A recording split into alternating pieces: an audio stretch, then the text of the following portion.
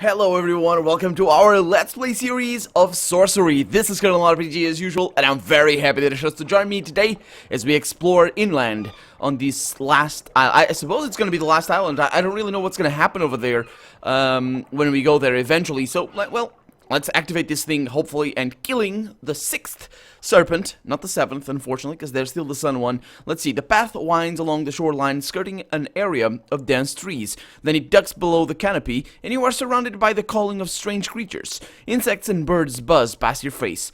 From the shore, you saw a stone tower sticking up between the trees that fill the island's heart, but now you cannot see the way forward. The path seems to twist and turn about. Okay, so I could use a compass. That would be an interesting thing. I could cast a spell. I kind of want to use the compass more than the spell. Because if we get attacked, I might die. Remembering the gnome's compass you bought in Carré, you take it out and watch the needle as it settles into place. Eventually, it shows you a narrow track through the trees. A flock of nearby birds startle at something lifting suddenly into the trees. Let's follow the narrow track. Trusting your compass, you follow the narrow track between the trees. After a few minutes of walking, you come with sight to the base of the stone tower. It is heavily overgrown. Okay, though the tower is overgrown, or I suppose the plants, or is that the characteristic of something that has a lot of overgrown plants on top of it? It just becomes overgrown. That's okay. The door to the tower stands open. Gnarled roots and vines have forced it open, and now you are now holding it ajar. Okay. Let's go on in. Hopefully no terrible things are in there. The inside of the tower is dank and filled with mud, as though it has been flooded and emptied several times. Stone stairs curve up to a hatch in the roof. You cast an eye over the walls, which are covered floor to ceiling with intricate carvings. Suddenly something lights up in one dark corner. A flame. The flame seems to hover a short way off the ground. As you watch, it swells in size from a single thumb to a fireball size of a small dish. Wait a minute, we heard this. Wasn't that a tiger or something? I'm gonna, what is this? This has gotta be the sun serpent, right? Let's look for shelter. You look around quickly for somewhere to shelter, but apart from the staircase that runs up the tower, there are no walls, no furniture, and no cover of any kind. The fire has grown now to a full fireball of clearly magical nature, and in its light, you can see what is holding it. It is a rough wooden frame of sticks, shaped into the form of a woman with arms spread wide. It's a grimalkin? Huh. Like those you saw as an apprentice, magical constructions with which gather magic the way a funnel gathers rainwater. So I can't cast magic? Is that how it is? Can I destroy it? You rush forward, hewing axe at the ready. Just as the wooden grimalkin completes its spell, a fireball, hot and fierce, shoots forward from the wooden frame towards you. Okay, so I'm gonna dodge right. You dodge right and the fireball punches past you, not aiming at the door, but instead splashing up the staircase that leads up to the tower. The room is dark for a moment. Okay, so look at the grimalkin. In the pause between fireballs and darkness, you see a little of the grimalkin. The frame is built from old, half-rotten wood. Beams that were once part of a roof. A single upright forms the body and head. Its two arms are angled outwards to collect starlight. It has clearly been positioned beneath the stars of height. Oh, that's the hot one. And angled so that the resulting fireball is directed at the staircase. A new fireball begins to form between the arms of the grimalkin. In the light from the grimalkin, you follow the line of the staircase with your eyes. At the top is a trapdoor, sealed with a rusty old bolt. If the bolt is stiff, it might take some time to coerce it into opening. The fireball spell is completed. The splashes across the stones of the staircase. Okay, let's cast a spell here. If I can do something here that's gonna... I don't know what I can do here. I think the dop doesn't always work. Oh yeah, I know. It's the Yas, the speed one. Yeah, we're gonna need that. No, actually, that's not Yas. Yap, maybe? No, it's not it either. What's the... I don't know, the... Nip? Is it Nip? Yeah, let's go with that one. You take the yellow powder from your pack and sniff it before casting the spell. You feel it rushing through your veins, and suddenly the world around seems to be moving very slowly. The whole world seems to slow down. In particular, the action of the Grimalkin is now a slow and steady flowering of fire, like watching a sunrise. Let's go over the stairs. You use the influence of the spell to climb the stairs to the tower. Okay, so now I go up there, I unlock that thing however I can do that. Once again, the tower is topped with a movable cylinder and a blue crystal. You feel yourself slowing down. Okay, well maybe that wasn't needed. Let's activate the beacon, heal up. You activate the beacon quickly and yet another beam of light shines across the land. And this time, it destroys. Yeah, that island was always bare, it doesn't have anything. That one does, that one doesn't. Oh, wait a minute, is that a tree or is that supposed to be like water or like a lake in there or something? Okay, so that one, what do we have here? So this place doesn't look like it's affected too much. Oh, that does look like, look at that. That statue, and this one is destroyed. That's pretty cool. Let's see if I can do this and get both of the statues, because that would be pretty cool. I think I can do it, like... maybe. Trying to figure it out, but... Oh, no, what? No, don't rotate. Trying to figure it out. So basically, the statue right now is in the present, or in the past, rather. So I want it to be in the present. So this would be how I do it. It's gonna be a little bit weird, but I think it's gonna work. You adjust the contraption with familiar ease, adjusting its setting and eyepiece until you are satisfied with the results. Once more, you feel a great rush of wellness from using the beam. Okay. You return to the base of the tower. It is easier to dodge the fireballs on the way down. You drop the last length of the stairs, and the fire splashes past you towards the roof. Okay, so, I did heal up, but it's not full health. It's only 10. I thought it was full health, but apparently it isn't. Now, the yellow dust. I think I sniffed it all away. And I don't have it anymore, I would say. No, actually, I could just check over here. I don't remember which one it is. That's not it. That's not it. I just want to see if I can cast that again if I need it. Black face mask, don't have that. Fire water, stone dust, gale horn, yellow powder. Yeah, I used it up. Okay, so it doesn't matter. I was about to use it up before anyway. So the tower base. Let's go. And then from here, I think we need to go to the Okay, as far as everything is good. Okay, so let's make a move. Every fireball that strikes the staircase bounces and boils up the wall length. It is possible to reach the top unscathed. You will have to be... If it is possible, you'll have to be fast. So I suppose I could either run, but that might turn out to be bad. You leave the tower. The path in this direction is less confusing, heading downhill through the trees. You return to the shore of the lake. The pole with the bells seems to have vanished, and someone must have taken the boat because it has gone. Oh no. Oh no. No. Oh, actually... No. That's because I'm in the present, right? The past, I mean. That's because I'm in the past. So I can't look at that. I'm gonna activate the beacon and adjust the beacon. Yeah, I need to point right there as pointy as possible so it becomes that again. Okay. Okay, that's good. And then I climb down, and I don't think it's gonna light at the shore, because that was the problem. It was lighting at the shore. So I'm not gonna do anything here. I'm gonna make a move and leave. I don't want to really mess with the Grimalkin. I have no idea if that... Oh, see? Much better. Oh, there it is. You leave the tower. The path in this direction is less confusing again. You return to the shore lake. The bell sparkles in the sunshine. The little sculling boat is still here. Okay, good. You drag the boat out into deeper water and set to the oars. Let's go. We're gonna need to go into that island, apparently. You row the boat onwards across the water. The sun is now in the lowest quarter of the sky. Soon it will be dark. Yeah, let's scully through this one. You row the boat. Everything is good. And how do I go there? I thought I had to, or maybe that's the bay over there. Let's say that it's this way. Okay, everything is good. I've been rowing all day without food. That's okay. It's now night, which means the corner of the lake. I wonder what that is for. I'm not going there, though. I'm going in here. You row the boat onwards. The moon gazes down impassively. and you come within reach of the rocky island. Indeed, it is a little bay over here. You row the boat onwards across the water and then pull it up onto the shore. The moon crawls across the heavens like a dull pearl. Okay. It is night. You would do well to sleep here. Removing your pack on the shore of the lake, you try to settle despite the cold. You have not yet eaten today, and perhaps the purple leaves you took from the herbalist are edible. Nah, I'm not gonna eat anything. Let's just close my eyes. You lie back and try to forget your troubles. What is left of the night is restless with visions. A hooded woman with a scar down her face looks up from a deck of cards. It would be better if the crown were dropped into the sea. Oh, you guys remember this girl? Yeah, she was back in Carré.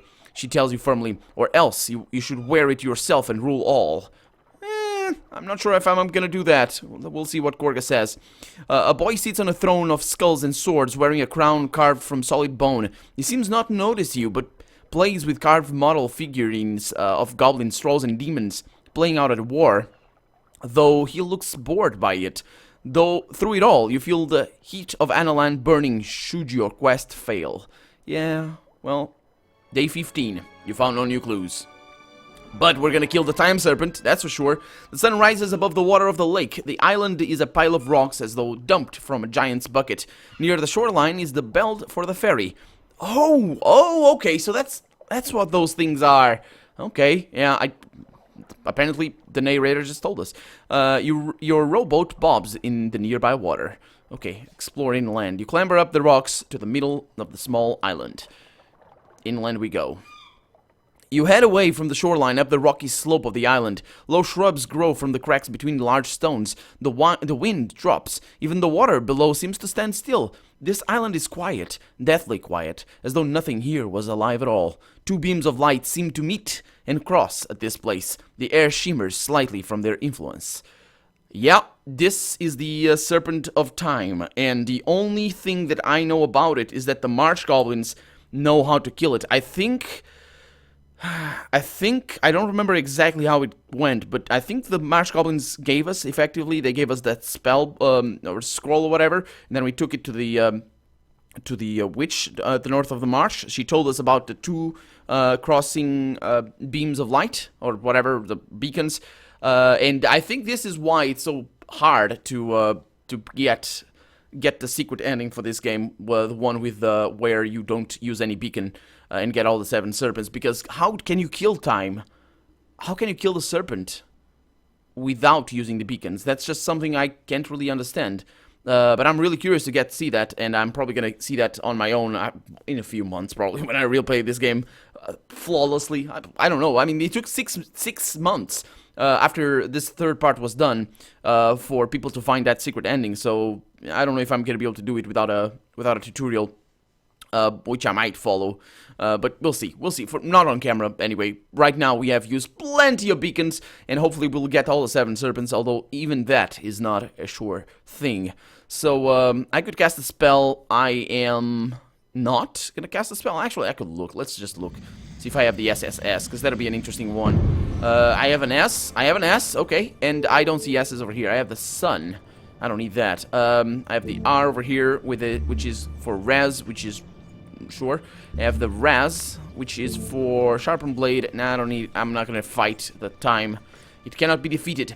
Or at least it seems that way. So let's look ahead. You creep a little up a stony embankment to try and peer at what is ahead. You make out a bowl-shaped depression in the ground, some kind of pit. At its base lies something, a coiled shadow, but you cannot make out what it is without going closer. You return to the path, thoroughly alarmed. Okay, so it's the serpent, of course, but why would I be thoroughly alarmed? Let's see. I have sense danger, okay, and I have Zen here, which sure, I'm not really sure why I would want that, and I have Yaz, which is for invisibility, although that probably isn't gonna work. So I'm gonna go with sense danger. Make sure, at least the game is gonna tell us something interesting, that's for sure. So do that, sense danger, and I'm okay with the health. You bind the constellations into your design around you, and steady voice begins to speak to you. The voice warns you that the island is occupied by a most dangerous creature with the capability to destroy time itself. And the spell, oh boy, the spell fades. Okay, let's keep climbing. You continue climbing up the strange dead slope. The path turns and then descends into a bowl-shaped pit. Okay.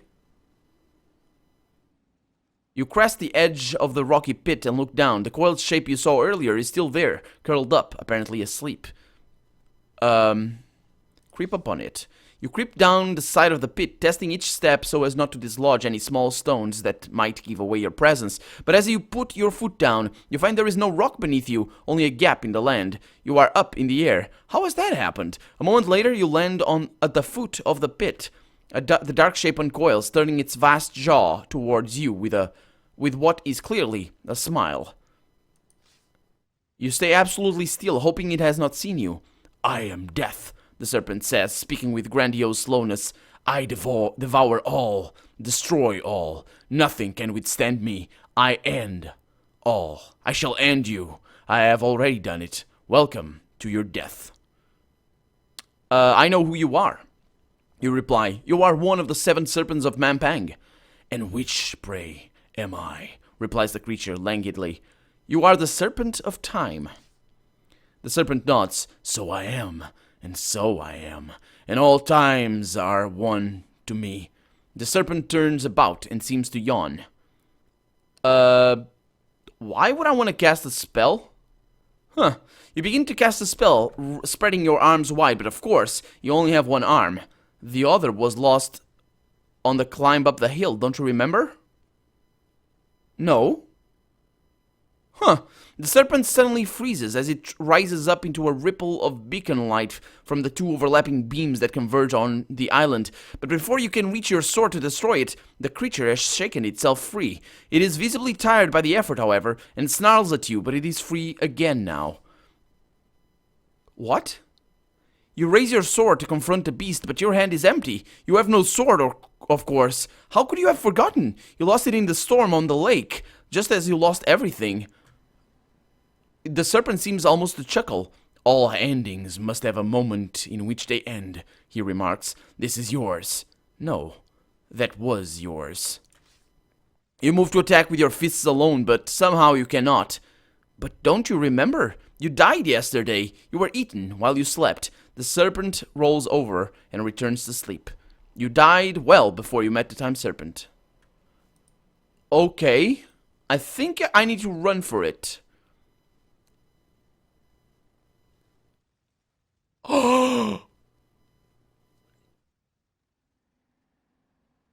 What? You Oh, I'm just realizing what is happening right now. You crest the stony rise with a curious sense of deja vu and look down into a pit in which the coiled serpent lies. It opens an eye as you approach. You again, the serpent murmurs. One death wasn't enough for you. You want to have another? I will make it different this time.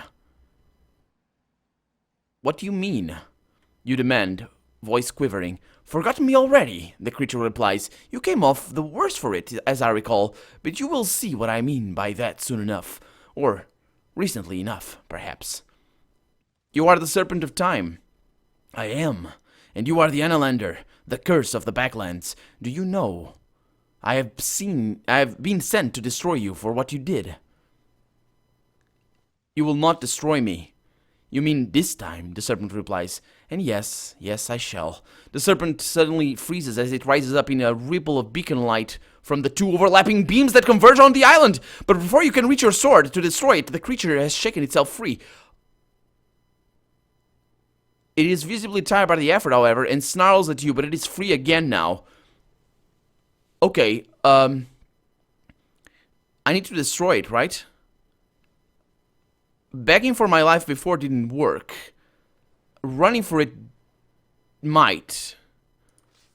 You step, but the serpent has made good on its promise. You are dead before you can act.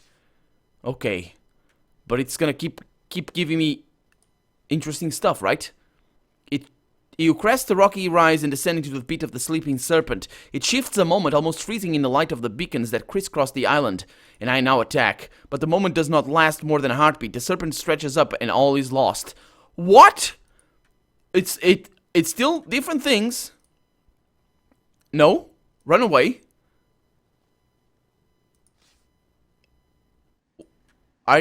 What? Am I done?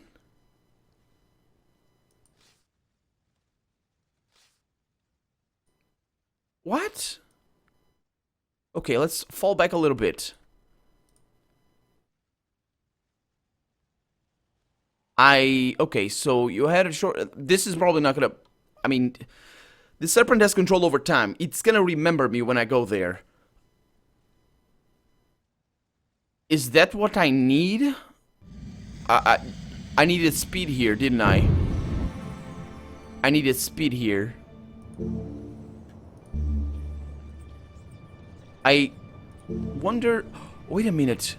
I know what it is. I need to float in the air because of the things. You bind a constellation to your design around you, and the medallion glows as you rise gently up in the air. Okay, let's keep climbing. You continue climbing up the strange dead slope. The path turns and then descends into a bowl-shaped pit.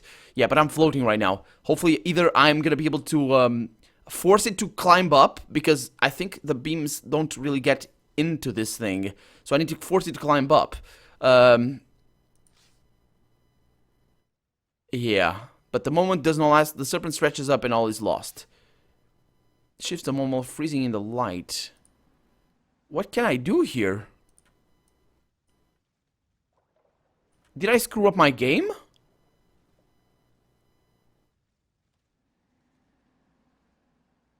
What? Did I... Holy crap, that can't... This is too... Oh, this is too mind buggery. Let's see, I have the... No, not the Zen. I have the F over there. Click on the F. Feel the force. That's not gonna work. Res? Is that gonna work?